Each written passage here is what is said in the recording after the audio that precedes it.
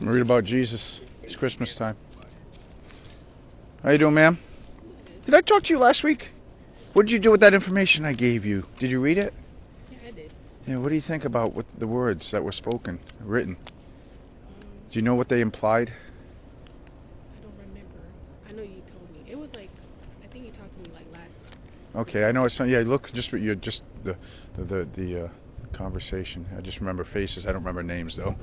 But the implication is that Jesus is going to come back and judge us. We might read something vaguely, but it's most important that you know Jesus Christ and his mission when he came down to earth.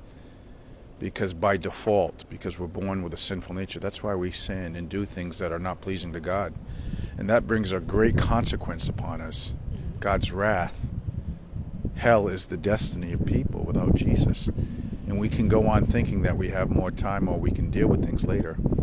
But the reality is that life is short. We're not guaranteed forever. I hope you live a long life. But the reality is that Jesus is going to judge us, and he could come back and then it's over. And if you haven't made peace with him, you haven't trusted in and put your faith in the way he lived, and contrary to the way you live, then you'll stay guilty in God's eyes and get a just penalty. Hell, wrath, torment, anguish. It's how severe time beyond your life in existence on earth is. It's either heaven or hell. Maybe God put me in your path again to remind you. Maybe it's just something to really, there's people have religion, but does it point them to Jesus and tell them who Jesus is? There are lots of religions and lots of things that people say, but if they don't point you to Jesus, who claimed to be God and proved he was God and said he's coming back to judge us, imagine having a test and not being ready. What's going to happen? Yeah. Imagine failing at the judgment seat of Jesus Christ. It doesn't have to have temporary consequences. Okay, you get to take another test. Once you stand before Jesus, and if you're not ready, if you're not righteous by trusting in his life rather than your own, you just don't get a failing mark. You go to hell. What's your name? Nadine. Nadine, I'm Tom. So Nadine, that's how important. That's why I come out here.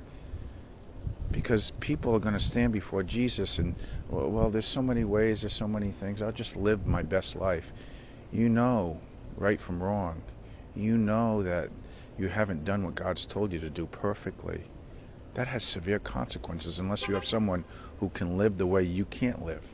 Perfectly, righteously. That's what the Bible says. You need to be righteous or perfect to get into heaven on your own, Nadine. You're not good enough. So God in his mercy has sent me to tell you a second time. Make peace with me through my son.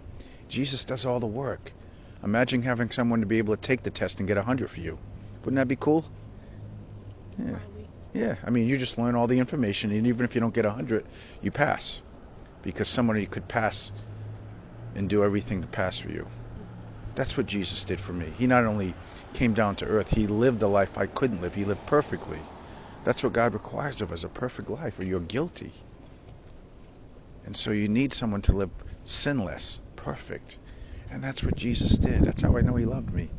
Then he died at the end of his life, willingly, so that all my debt, all my bad, all my sins could be paid for. There's a consequence, a debt for your sin. The Bible says the wages of sin is death or hell. Now, if somebody experiences hell for you, your debt is paid, then you don't have to pay that. You don't have to go. But you must see that it's his life and death, and you must trust in it, Nadine. So that's why Christmas is so wonderful. God sent his son, Jesus, into the world, not only just to exist amongst us, but to live perfectly and die sacrificially. So something to think about during the Christmas season, okay? God bless you. You have a great day, okay? Maybe we'll see you again. Okay? God bless.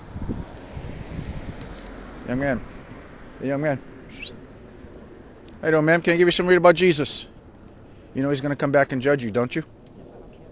Yeah, I know you don't. That's why God put you in my path. You're guilty right now.